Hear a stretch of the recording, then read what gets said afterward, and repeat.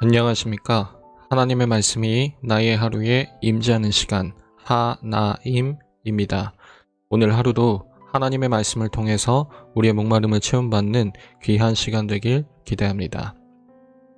네, 오늘은 사도행전 12장입니다. 우리 다 같이 성경을 펴서 천천히 함께 따라 읽도록 하겠습니다.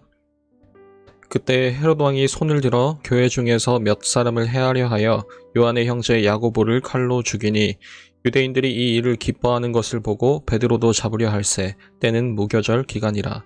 잡음에 옥에 가두어 군인 내식인 네페에게 맡겨 지키고 6월절 후에 백성 앞에 끌어내고자 하더라. 이에 베드로는 옥에 갇혔고 교회는 그를 위하여 간절히 하나님께 기도하더라.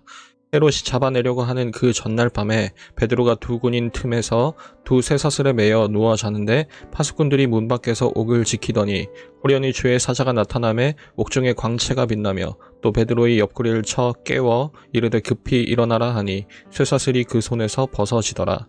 천사가 이르되 띠를 띠고 신을 신으라 하거늘 베드로가 그대로 하니 천사가 또 이르되 겉옷을 입고 따라오라 한대 베드로가 나와서 따라갈새 천사가 하는 것이 생시인 줄 알지 못하고 환상을 보는가 하니라. 이에 첫째와 둘째 파수를 지나 시내로 통한 쇠문에 이르니 문이 저절로 열리는지라. 나와서 한 거리를 지나매 천사가 곧 떠나더라.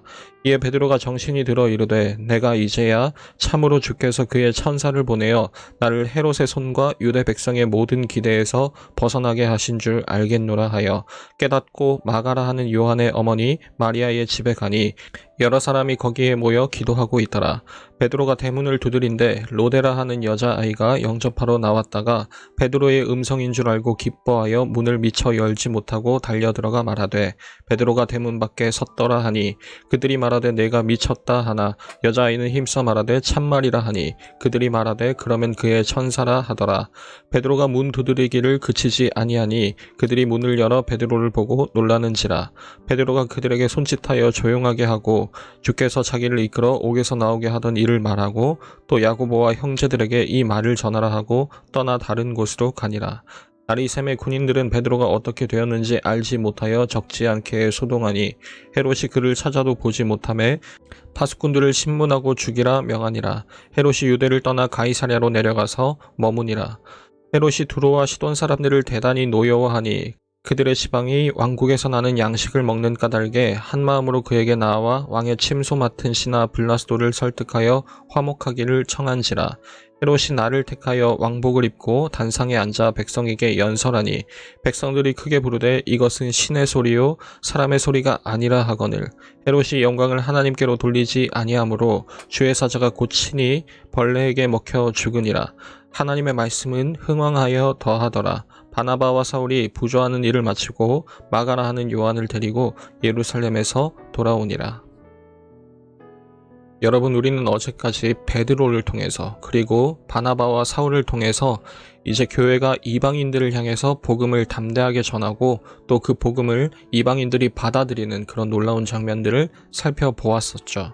이제 더 이상 교회는 거칠 것이 없었고 사도행전 1장 8절에서 말했듯이 예루살렘과 온 유대를 벗어나서 이제는 사마리아와 땅끝까지 복음이 퍼지게 될 그런 청사진을 그려볼 수가 있을 것 같습니다. 그런데 오늘 이야기에서 갑자기 우리를 당황하게 만드는 이름 하나가 등장하게 됩니다. 바로 헤롯 왕입니다. 우리가 읽는 신약 성경에는 총 3명의 헤롯 왕이 등장하는데요. 먼저 예수님이 탄생하실 때 아기들을 죽이라고 했던 그 명령했던 헤롯 대왕이 있겠고, 세례 요한을 죽이고 또 예수님이 본격적으로 사역하실 때 예수님을 방해했던 헤롯 대왕의 아들 헤롯 안티파스라는 왕이 있었습니다. 그리고 오늘 등장하는 헤롯 왕은 헤롯 안티파스의 아들이 아니라 조카인데요. 그 조카 헤롯 아그리파 1세였습니다.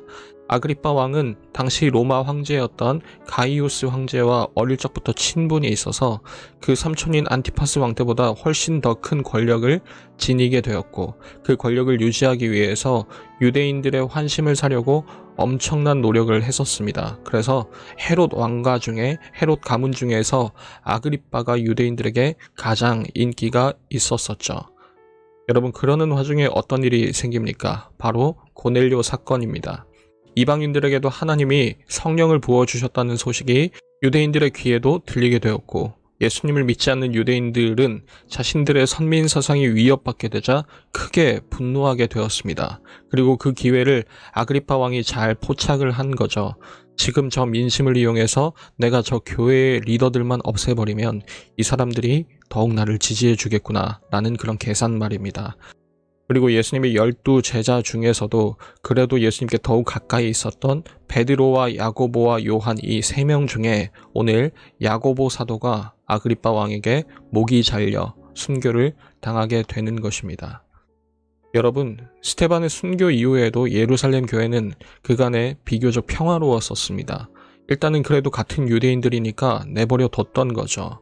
그래서 히브리파 유대인들도 스테반이 죽고 나서 예루살렘에서 떠나지 않고 남아있을 수가 있었고, 사도들도 여전히 예루살렘에서 모여서 활동할 수가 있었습니다. 그런데 이제는 상황이 달라졌습니다. 아그리파 1세는 야고보를 죽였고 유대인들은 그것을 기뻐했다고 성경은 기록하고 있습니다. 그리고 그 다음으로 베드로가 지목된 거죠. 마침 무교절이라는 그 6월절과 맞물린 축제 기간이라서 당장 사형은 못하고 그 축제가 마무리되면 바로 사형을 시키기 위해서 베드로를 지금 체포해 둔 것입니다. 베드로를 그렇게 체포해 두고 그 목을 벨 날을 지금 기다리고 있는 것입니다. 이제 교회가 무너질 날이 정말 시간 문제였던 거죠. 그런데 그때 지난번 베드로가 요한과 함께 겪었던 그 일과 비슷하게 이번에도 주의 천사가 나타나 베드로를 감옥에서 무사히 기적적으로 탈출시키게 되죠. 그리고 베드로는 정신을 차리고 이 일어난 모든 일에 대해서 이렇게 고백합니다. 내가 이제야 참으로 주께서 그의 천사를 보내어 나를 헤롯의 손과 유대 백성의 모든 기대에서 벗어나게 하신 줄을 알겠노라 라고 말입니다. 지금 하나님이 하신 일은 무엇입니까? 성경은 이렇게 말합니다. 유대 백성의 모든 기대에서 벗어나게 하셨다. 여러분, 무슨 기대를 말하는 걸까요? 바로 복음이 전해지길 원치 않는 그런 기대인 것입니다. 하나님은 저 이방 땅 끝까지 이 복음이 전해지길 기대하는데 하나님의 백성들이라고 자랑하는 사람들은 그런 일들을 하는 교회가 없어지기를, 그래서 그 일이 하나님의 뜻이 무산되기를 기대했습니다. 여러분, 왜일까요? 자신들의 특권을 빼앗기고 싶지 않았기 때문입니다. 그렇게 탈출하게 된 베드로는 교회에 자신의 탈출 소식을 알리게 되고 피신하게 됩니다. 그리고 아그리파 왕은 기념행사로 인해서 가이사랴 지방으로 내려가게 되죠. 여러분, 당시 역사가였던 요세푸스라는 사람의 기록을 빌려보자면 아그리파 왕은 그 기념식에서 온갖 은으로 된 옷을 입고 사람들 앞에 서서 자랑했습니다. 그 번쩍거리는 빛을 보고 아첨꾼들은 아그리파 왕에게 당신의 그 영광의 빛을 보니 이제 당신을 인간 왕이 아닌 신으로 모시겠다, 그런 아첨을 쏟아냈다고 요세푸스는 기록하고 있습니다. 아그리파는 그런 대우를 묵묵히 받아들이기를 선택했고 성경은 이 장면과 그 결과를 22절과 23절에서 이렇게 표현하죠. 백성들이 크게 부르되 이것은 신의 소리요 사람의 소리가 아니라 하거늘 헤롯이 영광을 하나님께로 돌리지 아니하므로 주의 사자가 곧 친히 벌레에게 먹혀 죽으니라. 그리고 오늘 12장의 엔딩을 성경은 이렇게 기록하고 있습니다. 하나님의 말씀은 흥왕하여 더하더라. 사랑하는 여러분, 여러분은 오늘 12장의 이 엔딩이 어떻게 들리십니까? 하나님의 말씀은 흥왕하여 더하더라 라는 이 표현 말입니다.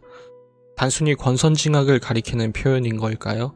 베드로는 하나님이 보호해 주셨고 아그리파 왕은 망했다, 뭐 이런 표현이겠습니까? 결과론적으로 틀린 말은 아니겠지만 우리가 사도행전을 살피면서 여러분들이 꼭 놓치지 않았으면 하는 표현이 바로 이 부분입니다. 여러분, 이 모든 일의 주체는 하나님의 말씀이라고 성경은 기록하고 있습니다. 하나님의 말씀이 뻗어나가는 것, 하나님은 그것을 원하시는 겁니다. 그래서 이방이라는 그 장벽을 허무신 것도, 베드로를 지켜내신 것도, 아그리파 왕을 치신 것도, 그 모든 환란에서 교회를 든든히 구해내신 것도, 심지어 익히 전해지는 것처럼 사도 야고보의 순교를 통해서 그 간수가 예수를 믿고 함께 처형당하게 된 그 모든 일을 바로 다른 사람이 아닌 하나님이 하신 것입니다. 하나님이 그것을 원하셨기 때문입니다. 여러분, 이게 우리에게도 주객전도가 되지 않았으면 좋겠습니다. 우리가 교회로서 바라야 할 것은 베드로의 기적과 같은 경험이 아닐 것입니다. 우리가 교회로서 바라야 할 것은 오히려 하나님의 말씀이 뻗어나가길 원하는 하나님의 마음일 겁니다. 그 마음을 진정 원한다면 우리는 베드로의 경험도 야고보의 순교도 동일선상에 놓을 수 있어야 할 것입니다. 하나님은 그런 상황에서 말씀을 전하게 하실 것입니다. 사랑하는 중고등부 여러분, 우리가 이 모든 일의 증인이 되길 원합니다. 우리가 예수님을 처음 만난 그 순간부터 결코 우리에게 있어서 부인할 수 없는 그 사실, 우리 삶의 가장 확실한 그 사실을 전할 수 있는 그런 교회가 되길 원합니다. 우리에게 필요한 것은 우리의 일신의 안위를 보장받는 그 기적이 아니라 하나님의 말씀을 전하게 하실 그 능력과 은혜일 것입니다. 바라기는 우리 중고등부가 하나님의 말씀이 흥왕하여 더하더라는 이 사실에 기뻐하면서 또 그 모든 일에 쓰임받는 교회가 되었으면 좋겠습니다. 매일 저녁 9시 하나님의 말씀이 나의 하루에 임재하는 시간, 오늘은 이것으로 마치도록 하겠습니다. 모두들 평안한 밤 되시기 바랍니다.